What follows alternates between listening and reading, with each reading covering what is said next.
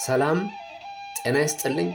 የተከበራችሁ ውድ ኢትዮጵያንና ውድ ኤርትራውያን በሀገር ውስጥም በሀገር ውጭም ከዓለም አጽናፍ እስከ ዓለም ዳርቻ የምትኖሩ ወገኖቼ ከዚህ ቀደም ባሉት ወራት ውስጥ እህታችን ሃና ከሳውዲ አረቢያ ወደ ኢትዮጵያ ስትመጣ ሳውዲ አረቢያ ድንበር ላይ ሞታለች የሚል መሪር የሆነ ሐዘንን ለቤተሰቦቿ ለልጇና ለወገኖቿ ጥሎ እንዳለፈ ሁላችንም እናስታውሳለን። ዛሬ ደግሞ አስደንጋጭ የሆነ ግን ተስፋን በሚሰጥ እውነት ተተክቷል።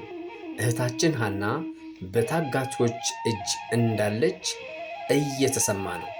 ስለዚህ ይህንን ቪዲዮ ሼር፣ ኮፕሊንክ፣ ዲዩት እያደረግን ለእህታችን ሃና ድምፅ እንድንሆናት በአያሉ እግዚአብሔር ስም እማጸናችኋለሁ።